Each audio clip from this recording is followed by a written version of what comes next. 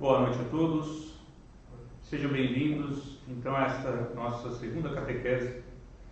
Lembrando, semana passada, Frei Tato falou a respeito de Deus Pai. Creio em Deus. E agora a profissão de fé continua. Creio em Deus Pai Todo-Poderoso. Então continuaremos falando das catequeses do Papa Bento XVI, hoje falando de uma forma toda especial a respeito da paternidade de Deus. Nós vamos iniciar em nome do Pai, e do Filho e do Espírito Santo. Amém. E rezemos a oração ao Espírito Santo. Vinde, Espírito Santo, Enchei os corações dos vossos fiéis e acendei neles o fogo do vosso amor. Enviai o vosso Espírito, e tudo será criado, e renovareis a face da terra. Oremos. Deus, que instruíste os corações dos vossos fiéis com a luz do Espírito Santo, fazei que apreciemos retamente todas as coisas, segundo o mesmo Espírito, e gozemos sempre da sua consolação. Por Cristo Senhor nosso. Amém. Então, a missão hoje é falar de Deus como Pai, falar da paternidade de Deus. Mas o Papa Bento XVI, ele inicia essa sua catequese falando de alguns probleminhas que existem quando usamos a palavra Pai. Porque muitas vezes o exemplo que as pessoas encontram de pai não é condizente com aquilo ao qual chamamos, nos referimos. E a primeira imagem, talvez, de Deus que uma criança tem, um filho tem, é a do pai. Do pai que o cuida, do pai que está presente, do pai que dá atenção, do pai que ensina, do pai que também dá bronca, que educa. Mas, infelizmente, diante da situação que vivemos no mundo de hoje, onde nós temos tantas famílias desagregadas, muitas vezes os pais ausentes por causa do compromisso de trabalho cada vez mais exigentes, nós temos a mídia, a televisão, muitas vezes entrando na casa e educando, mostrando exemplos de pais que não são muito condizentes. Vou dar um exemplo prático. Eu, que morei há pouco tempo em Belo Horizonte, quando eu estava na casa de uns amigos, um deles, um médico ortopedista, estava contando para nós que o filho dele chegou para ele e falou assim: pai, você tem outra mulher? Aí o pai olhou assim e falou: não, filho, mas... pai, você tem outra família? E o pai, estranhando todas aquelas perguntas: não, filho. Mas por quê? Por que você está perguntando tudo isso? Porque na novela é assim. Ou seja, veja a referência muitas vezes que chegam aos filhos por causa da mídia, que educa os filhos muitas vezes por causa da ausência dos pais. E o pior hoje em dia não é só a televisão. Hoje em dia tem algo que é pior, que é o celular, que toda criança muitas vezes tem na mão, e as informações que chegam a elas, ninguém muitas vezes imagina que cheguem para elas. Então todos esses meios muitas vezes fazem com que a comunicação da família torne-se difícil. A confiança diminui e o relacionamento com a figura paterna pode tornar-se problemático. E assim, na ausência de um modelo de referência adequado, é difícil também imaginar Deus como um pai. Por isso, vejam só a responsabilidade do pai, da figura do pai diante dos seus filhos, né, diante daquilo que a fé exige. Ou seja, a imagem do pai será a primeira imagem de Deus, né, que é impressa na vida do filho. Que é impressa na vida do filho. Por isso, muitas vezes, quando fazemos essa experiência, né, de um pai que não se identifica naquilo que nós queremos dizer a respeito de Deus, às vezes dificulta, então, essa catequese, né, empírica que falamos, ou seja, pela experiência, que é de mostrar como Deus é. E assim, todas as pessoas que fazem a experiência de um pai demasiadamente autoritário e inflexível, ou indiferente, pouco carinhoso, ou até mesmo ausente, não é fácil pensar com serenidade em Deus como Pai e abandonar-se a Ele com confiança. Então aqui, o Papa Bento XVI, ele quer começar essa catequese mostrando que existem então problemas no nosso mundo atual, nas relações familiares, para transmitir, comunicar a paternidade, a importância da paternidade aos filhos, quando os pais não correspondem à verdadeira paternidade responsável, à verdadeira paternidade que realmente acolhe o filho em casa. Mas aí ele vai dar um passo à frente. Mas vai mostrar que na Bíblia não faltam exemplos do pai, do pai que é Deus. E a imagem que a Bíblia passa, ela supere muito essa condição do pai terreno. Pois precisamos olhar para o Pai Celeste de uma forma muito maior e procurar mostrar então a grandeza de Deus que é Pai, muitas vezes para essas pessoas que têm experiência também de um pai ausente. Então ele vai mostrar que a revelação bíblica ajuda a superar essas dificuldades, falando-nos de um Deus que nos indica o que significa ser verdadeiramente Pai. E é sobretudo o Evangelho que nos revela esse rosto de Deus como Pai que ama até ao dom do próprio Filho, para a salvação da humanidade. E por isso a referência à figura paterna ajuda a compreender algo do amor de Deus, que, no entanto, permanece infinitamente maior, mais fiel, mais total do que o amor de qualquer homem. E por isso ele vai dizer, agora, em Mateus: quem de vós, de Jesus, para mostrar aos discípulos o rosto do Pai, dará uma pedra ao próprio filho, se este lhe pedir pão? E se lhe pedir um peixe, dar-lhe-á porventura uma serpente? Interessante a observação aqui que Jesus faz. Se vós, pois, que sois maus, sabeis dar coisas boas aos vossos filhos, ainda mais o vosso Pai Celeste dará coisas boas a quantos lhe pedirem. Ou seja, Jesus vai mostrar que, para aqueles que ele está falando, dizendo, se vós que sois maus, ou seja, que sejam capazes de fazer coisas ruins.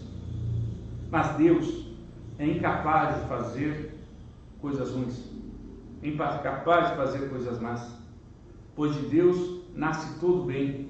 Deus, ele é amor. Deus, ele é o Pai que verdadeiramente ama seus filhos. e vai amar o mundo de tal forma que vai dar o seu Filho único, para que, morrendo, dê a vida eterna a nós todos.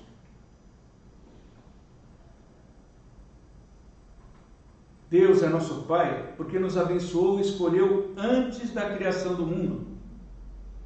Isso está no livro de Efésios, carta de São Paulo aos Efésios, tornando-nos realmente seus filhos em Jesus. E como Pai, Deus acompanha com amor a nossa existência, concedendo-nos a sua palavra, o seu ensinamento, a sua graça e o seu Espírito.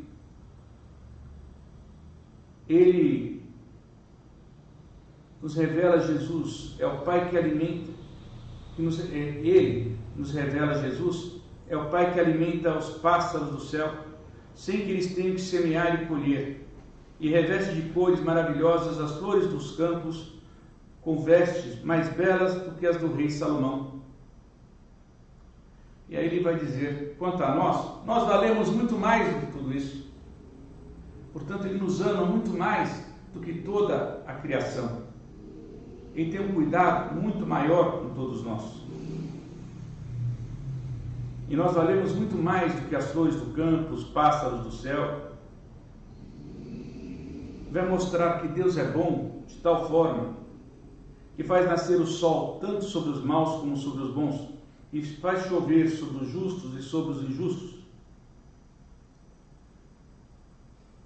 Por isso poderemos sempre, sem medo e confiança total, confiar-nos ao seu perdão de Pai, quando erramos o caminho.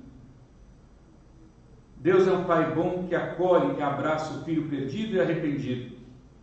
Dá gratuitamente àqueles que pedem, e oferece o pão do céu e a água viva, que faz viver eternamente. Ou seja, Deus é total doação. E aqui, quando ele fala, Deus é um bom Pai que acolhe e abraça o filho perdido e arrependido, nos vem logo a imagem do filho pródigo, que fala do amor do Pai, que o filho mais novo, que vai querer ir embora, vai querer a herança do Pai, né, e vai querer querer a herança do Pai para fazer as suas aventuras. E vai falar então que o filho arrependido, né, depois de tudo que fez, decide voltar para casa. E a cena que é mais tocante é o pai esperando o filho. Ao ver o filho de longe, vai abraçá-lo, nem deixa o filho falar direito o que tinha que falar, poderia ter falado, e já lhe restitui toda a dignidade perdida, dando-lhe as sandálias, dando o anel, dando o manto, a roupa. Ou seja, Deus, ele nos ama por completo. Deus é o Pai que ama seus filhos de uma forma, não vou dizer assim, total, ou seja, uma forma perfeita, na qual nós somos sempre cuidados. Deus tem um cuidado conosco imenso. Tanto que o salmista, né, do Salmo 27, vai dizer: circundado pelos inimigos, assediado por malvados e caluniadores, enquanto procura a ajuda do Senhor e o invoca, pode oferecer o seu testemunho cheio de fé, afirmando: o meu pai e minha mãe abandonaram-me, mas o Senhor socorreu-me. Veja, mostrando que o pai e a mãe terrestre podem até abandoná-lo, mas Deus nunca a abandona. Deus nunca a abandona. Pode vir o sentimento, muitas vezes, de abandono, mas Deus não nos abandona. Deus está sempre conosco. E Ele mesmo vai dizer: eis que eu estarei convosco até o fim dos tempos. E Ele não deixa em momento nenhum de estar conosco. Por isso Deus é um Pai que nunca abandona os seus filhos. Um Pai amoroso que sustenta, ajuda, acolhe, perdoa e salva, com uma fidelidade que ultrapassa imensamente a dos homens, para se abrir a dimensões de eternidade. porque o seu amor é para sempre. O seu amor é abundante em nós. E em cada versículo, o Salmo 136, repercorrendo a história da salvação, o amor de Deus Pai nunca esmorece, nem se cansa de nós. É amor que doa até ao extremo, até ao sacrifício do Filho. A fé dá-nos esta certeza, que se torna a rocha segura na construção de nossa vida. Nós podemos enfrentar todos os momentos de dificuldade e de perigo, a experiência da obscuridade, da crise e do tempo da dor, sustentados pela confiança de que Deus não nos deixa sozinhos e está sempre próximo para nos salvar e nos levar à vida eterna. Aqui eu queria frisar a questão do momento que estamos vivendo: isolamento, incertezas, as pessoas muitas vezes vivendo situações críticas dentro de casa por estar todo mundo junto, às vezes buscando caminhos novos. Sempre lembrar que, apesar dos problemas que tudo isso pode trazer, Deus está no meio de nós. O Senhor está no meio de nós, mostrando caminhos novos para que nós possamos nos encontrar, para que nós possamos superar estes momentos tão difíceis, e que estamos vivendo diante da incerteza causada pelo avanço desse vírus do Covid-19, o coronavírus. E é no Senhor Jesus que se mostra plenamente o rosto benévolo do Pai que está nos céus. É conhecendo que podemos conhecer também o Pai. É vendo que podemos ver o Pai, porque Ele está no Pai e o Pai está nele. Pois Ele é a imagem do Deus invisível, como define o hino da carta aos Colossenses.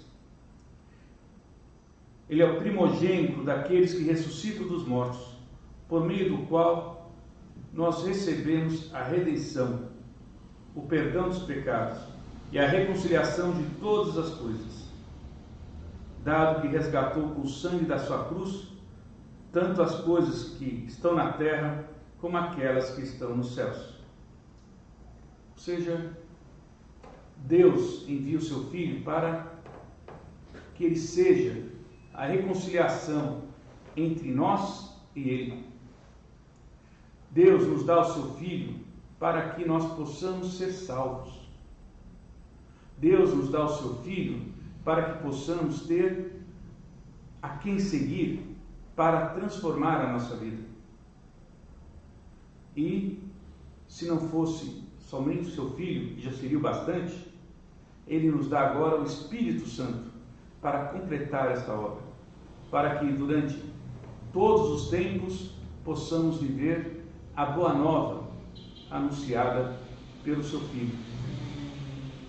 E na presença do Espírito Santo, que garante no meio de nós a presença de Jesus Cristo.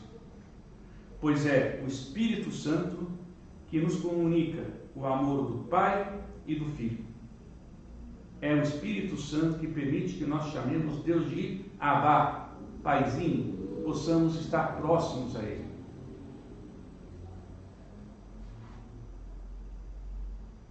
E é por isso também que Jesus, Ele vai nos ensinar a rezar o Pai Nosso, mostrando que o Pai Nosso é um Pai que, como o Pai é dele, o Pai que se relaciona com Ele, como se relaciona com Ele, se relaciona com nós todos. É o Pai que se dá para nós porque nos ama. É Ele que toma a iniciativa de querer nos salvar. Não somos nós que pedimos a salvação. É Ele que vem nos mostrar a salvação. E vai demonstrar esta salvação, vai nos revelar a salvação plena em seu Filho Jesus. E Deus responde ao nosso apelo, enviando seu Filho, que morre e renasce para nós. Entra na nossa fragilidade e realiza aquilo que o homem sozinho nunca poderia levar a cabo. Assume sobre si mesmo o pecado do mundo, como cordeiro inocente, e volta a abrir-nos o caminho rumo à comunhão com Deus, tornando-nos verdadeiros filhos de Deus. É ali, no mistério pascal, que se revela em toda a sua luminosidade o rosto definitivo do Pai. É ali na cruz gloriosa que se verifica a manifestação completa da grandeza de Deus como Pai Todo-Poderoso. Pois Jesus, ele é o sacramento do Pai. Jesus é a imagem visível do Deus invisível. Jesus é a face misericordiosa do Pai. Quando o discípulo pergunta a Deus, mostra-nos o Pai, e Jesus vai dizer, mas eu estou há tanto tempo convosco, e vocês ainda não conhecem o Pai? Porque quem me conhece, conhece o Pai. Porque Jesus é a imagem visível do Deus invisível. Jesus é a face misericordiosa do Pai. Jesus é o sacramento do Pai. Mas Deus é todo-poderoso. Como é que Ele é todo-poderoso? Porque, por exemplo, quando estão os discípulos caminhando, Jesus está à frente, e aí vão querer saber quem será o maior no reino de Deus. E Jesus, vendo toda aquela discussão, eles discutindo, ele vai chamar a atenção e vai dizer, o poder desse mundo, são de dominadores, de poderosos, pessoas que escravizam, pessoas que querem se sobrepor umas às outras, mas Jesus vai mostrar, entre vocês não deve ser assim. Entre vocês não deve ser assim. O que quiser ser maior, seja o menor. O que quiser ser maior, seja o que serve mais.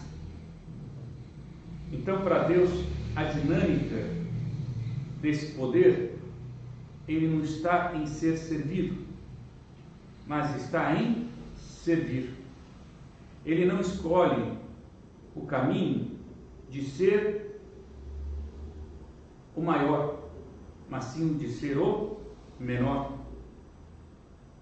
Deus, ele tem uma dinâmica diferente na sua forma de amar e de mostrar o caminho da salvação. Ele mostra que tantas vezes os caminhos que nós buscamos para buscar o poder, para mostrar que nós podemos mais, é muito mais fruto do pecado, fruto do orgulho, fruto da avareza, fruto da vaidade. Foi o inverso do caminho da humildade, o inverso do caminho da verdade, o inverso do caminho da justiça. Tanto que nós temos os exemplos dos poderes, que nós temos aí dos nossos poderes governamentais, que tantas vezes se fiam na mentira para ter o poder. Porque se eles buscassem a verdade, talvez eles não pudessem ser o que eles são. Pois só a mentira pode permitir que eles exerçam suas funções da forma como eles exercem, infelizmente, em nosso meio. Por isso a verdade, a justiça, elas estão sempre presentes. E Deus mostra para nós, em seu Filho Jesus, que muitas vezes o preço da verdade e da justiça é a cruz. É a cruz.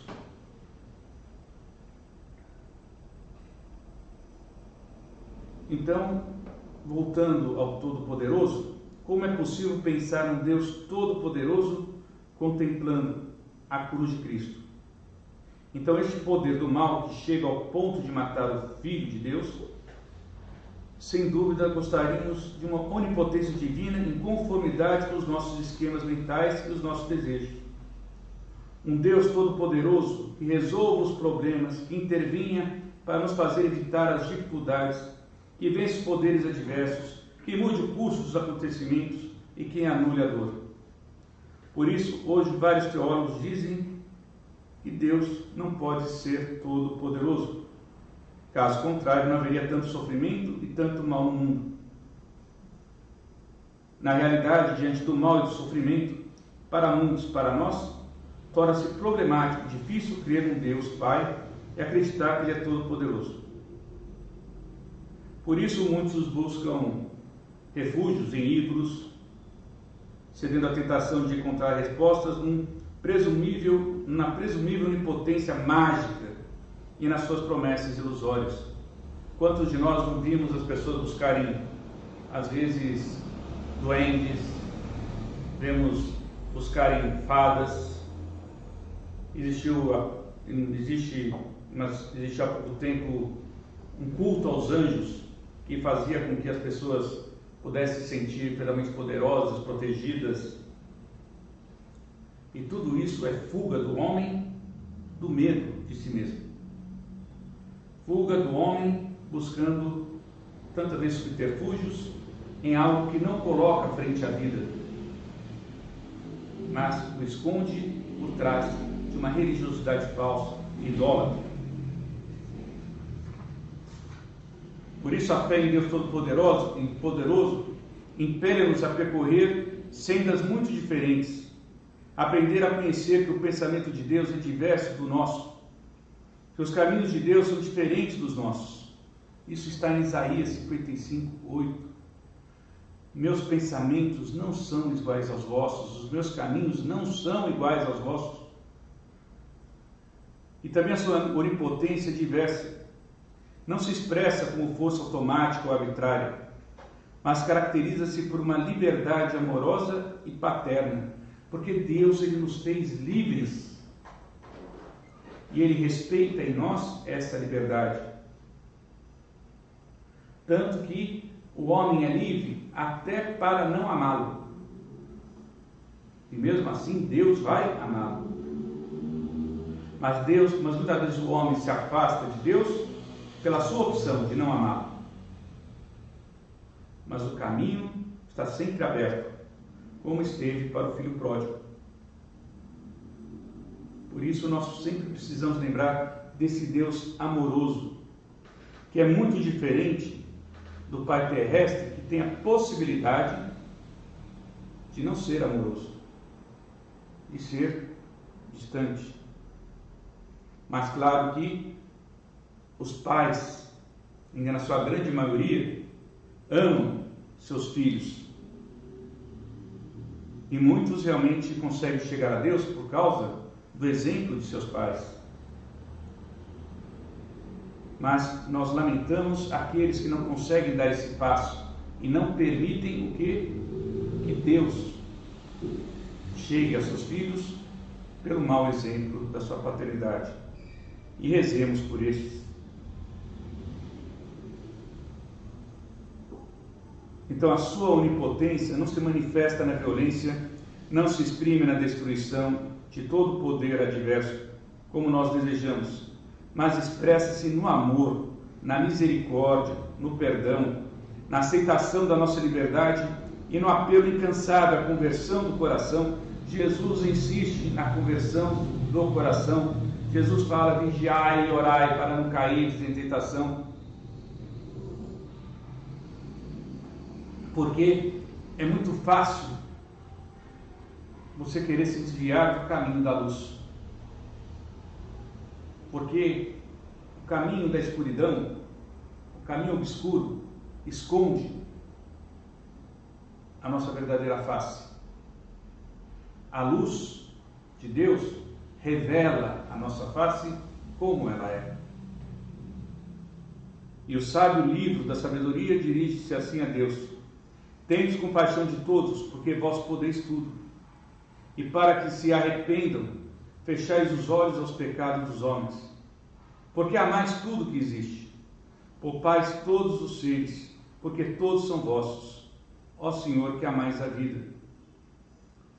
E o salmista vai ter uma visão da misericórdia de Deus que vai dizer: meu Senhor, se levares em conta o pecado dos homens, quem será salvo? Por isso, Deus nos ama e nos chama sempre a nos libertarmos do pecado que nos amarra, do pecado que nos prende, do pecado que nos aprisiona. A onipotência do amor não é a do poder do mundo, mas do dom total. E Jesus, Filho de Deus, revela ao mundo a verdadeira onipotência do Pai, oferecendo a sua vida por nós, pecadores. Há uma questão que as pessoas muitas vezes colocam, onde Jesus se revela, total o Messias, onde Jesus se revela na sua onipotência, no seu amor. É na cruz. Jesus se revela na cruz tudo aquilo que Ele é, na doação de si, pois na cruz é que Ele perdoa o pecado daqueles que o colocaram na cruz. É na cruz que Ele mostra a grandeza de Deus, que aceita aquele julgamento que os homens o fizeram, para quê? Para redimir os próprios homens que o fizeram. Deus, Ele que vai ressuscitar o seu Filho para mostrar o quê? Que o amor não morre, que a vida construída no amor permanece para sempre. E o único que viveu essa dimensão do amor foi Jesus. Porque o amor, queira ou não, ainda é uma novidade no meio de nós. A maior dificuldade que existe é de amar verdadeiramente. Porque amar verdadeiramente exige muita renúncia. Amar verdadeiramente exige um esvaziamento de si enorme. Tanto que se fala em Jesus que, no grego, vai falar que Jesus viveu a kenosis, o esvaziamento de si, para ser totalmente o outro. E, na cruz, Jesus se esvazia de toda a sua humanidade, de sua divindade, para quê? Para ser cada um de nós. E com Ele, morre no pecado, na cruz, para nascer com Ele novamente na ressurreição e nos tornarmos verdadeiramente pessoas plenas. E portanto, quando afirmamos crer em Deus Pai Todo-Poderoso, nós expressamos nossa fé no poder do amor de Deus, que no seu Filho morto e ressuscitado derrota o ódio, o mal e o pecado, abrindo-nos a vida eterna, a vida dos filhos que desejam permanecer para sempre na casa do Pai.